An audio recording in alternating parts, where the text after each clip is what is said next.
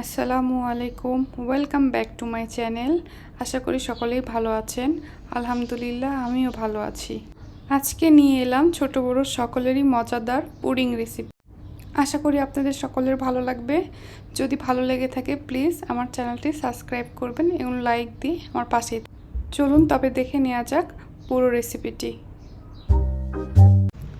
প্রথমেও পুডিংয়ে caramel তৈরির জন্য নিয়ে নিচ্ছি 1/3 কাপ চিনি। এরপর দিয়ে দিচ্ছি 2 টেবিল চামচ পানি। এই পর্যায়ে চুলার আঁচটা মিডিয়ামে রেখে একটা স্প্যাচুলার সাহায্যে একটু নেড়ে নিচ্ছি।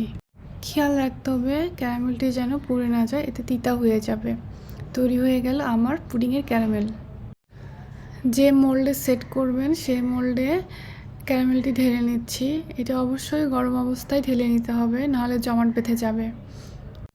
মোল্ডটি হাতের সাহায্যে চারিদিকে ঘুরিয়ে ক্যারামেলটি সেট করে নিচ্ছি, এতে ক্যারামেলটি খুব ভালো মতো সেট হবে। এবার নিয়ে নিচ্ছি 3টে ডিম।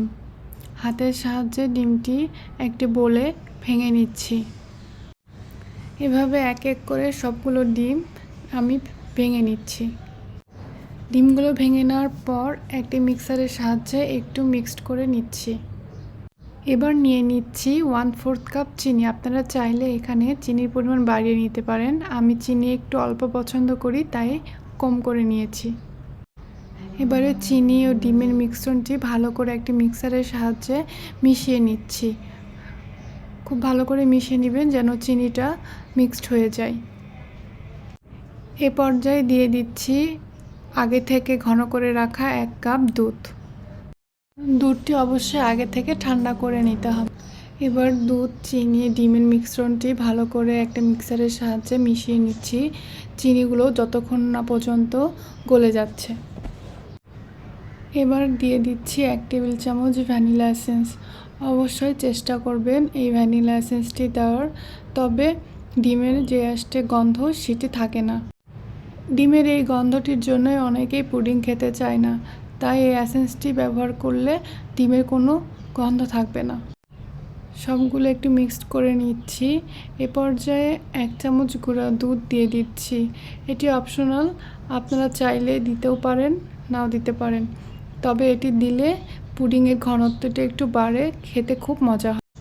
এবার মিক্সারের সাহায্যে সব কিছু উপকরণ একসাথে ভালো মতো মিক্সড করে নিচ্ছি। ভালো করে মিশিয়ে নেওয়া হয়ে গেলে আগে থেকে সেট করে রাখা ক্যারামেলটির মধ্যে পুডিংয়ের মিশ্রণটি দিয়ে দিচ্ছি। অবশ্যই একটি ছাঁকনির সাহায্যে ছেঁকে মিশ্রণটি ঢেলে নিচ্ছি। এতে পুডিংয়ে যে ছিদ্র ছিদ্র হয় সেটি হবে না, পুডিংটি স্মুথ হবে। পুডিংয়ের মিশ্রণটি ভালো মতো ঢেলে নেওয়া হয়ে গেছে। এ পর্যায়ে একটি ফয়েল পেপার দিয়ে পুডিংয়ের মোল্ডটি ভালো মতো সিল করে নিচ্ছি।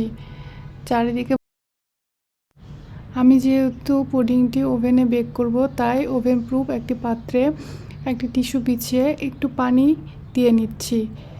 খুব বেশি পানি দেওয়া যাবে না, তাহলে পানির বলক উঠে বাইরের দিকে পানি পড়ে যাবে। এবার পুডিংটি ওভেনে 150 ডিগ্রি সেলসিয়াসে 50 মিনিটের জন্য বেক করতে দিলাম।